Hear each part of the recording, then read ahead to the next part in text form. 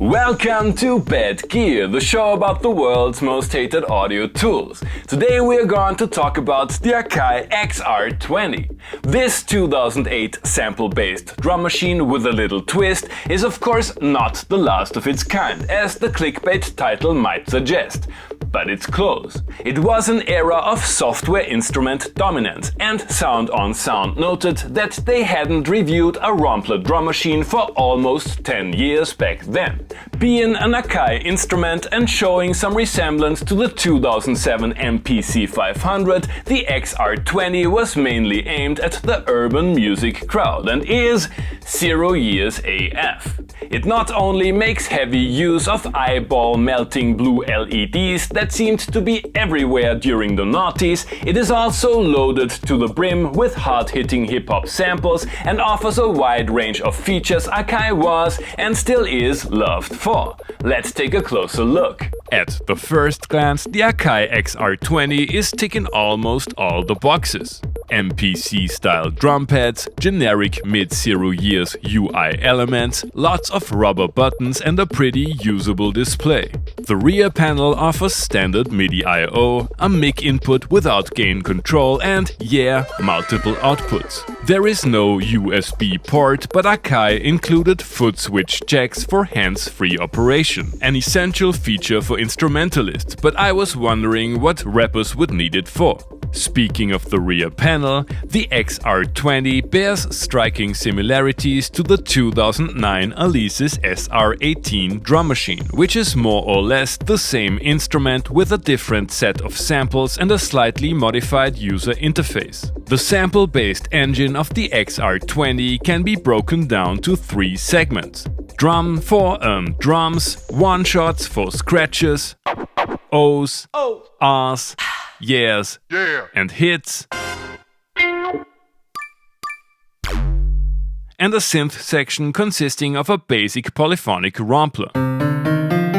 785 lo-fi samples are squeezed into the 32 MB ROM and can be played with a maximum total polyphony of 32. Frequent viewers of this show know me as a lover of cheesy preset rhythms, and although I like the sample set as a whole, the factory patterns of the XR-20 sound, at least in my humble opinion, like the mixtape of an 8-year-old using 2004 Fruity Loops.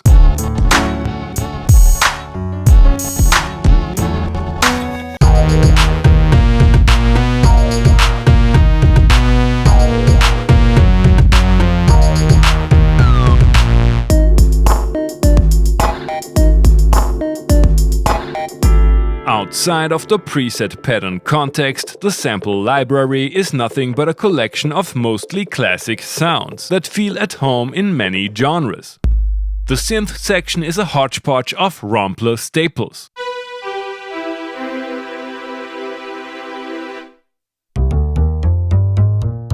And you can tweak a stripped down envelope and the cutoff of the slightly disappointing filter. I was surprised by the versatility of the sequencer. Sure, there are some evil quirks, like quantization and swing can only be applied during recording and the machine won't remember important settings after being powered off, but every section of the XR-20 has its own track and MIDI channel, it's polyphonic, there's note repeat, and you can sequence external gear. Nice. Step edit mode does its job, patterns can be triggered Ableton style using the pads, and there's a song mode I will probably never use. The A-B fill system is great for live performances. Akai included an FX section with a more than usable reverb. The preset-based mastering EQ and compressor didn't do much for me, but it gave me a chuckle with its country setting. MIDI implementation is adequate, there's a battery compartment, I prefer the pads to those on the MPC 500, build quality is plasticky but okay, and operation of the machine is straightforward. You can find one in good condition for well below 200 tokens of appreciation. The Akai XR-20 seems like a complete complete package for music production, especially for all things hip-hop? Is it the swan song of the bygone era of Rumpler drum machines? You have already heard the XR-20 in our little intro tune.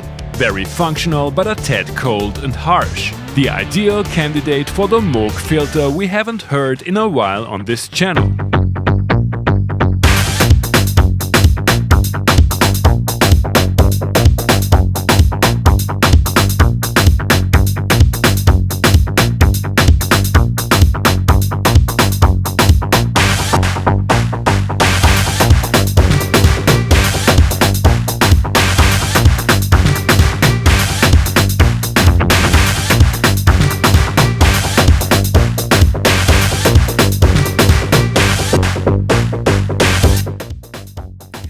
I don't know about you, but I would dance to this. The auxiliary outputs add to the versatility of the drum machine, and the samples take external FX well. There's not a lot of depth or subtlety, but I'm sure it's a lot of fun on a big PA system. Most people wouldn't think of the XR-20 as a centerpiece of more elaborate setups. Let's put it to the test as a sequencer and MIDI clock for external gear.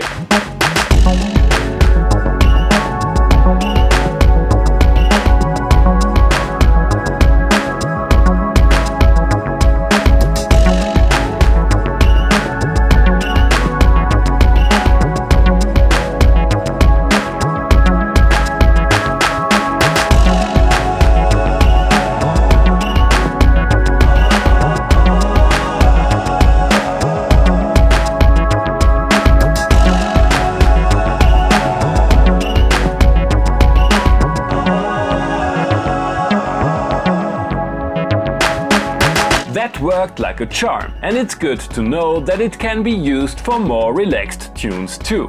A little sampler like the SU-10 is a great complement to the XR-20 if you want to use it as the backbone of a DAW-less setup.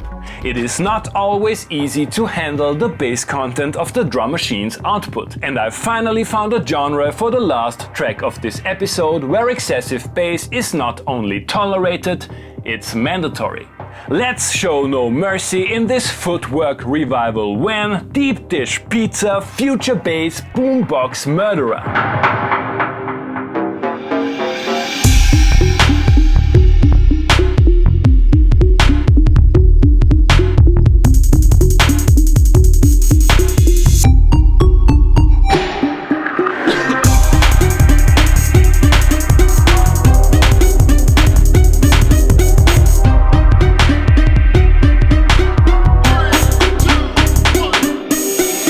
Verdict. The Akai XR-20 is a solid, affordable and easy to use drum machine, and in spite of a few quirks, it works great as both a standalone instrument and part of a studio or live setup. However, the overall sound of the XR-20 is not exactly well balanced. Adding insult to injury, the sample library is a snapshot of what Akai considered hip and trendy almost 15 years ago, and it is questionable whether the 2021 hip-hop crowd appreciates this particular kind of retro flavor. The Akai XR-20 can be seen as the hardware incarnation of that folder on your hard disk which contains all those sturdy little samples that have accumulated over the years. It won't hold up against today's multi-gigabyte sample instrument, but it is the ideal tool for creating your next genre-defying dance floor banger. Thanks for watching and see you next time! Hey guys, I hope you enjoyed the episode. Feel free to like, subscribe, become a patron and leave a comment what other kind of gear you would like to see and hear on the show.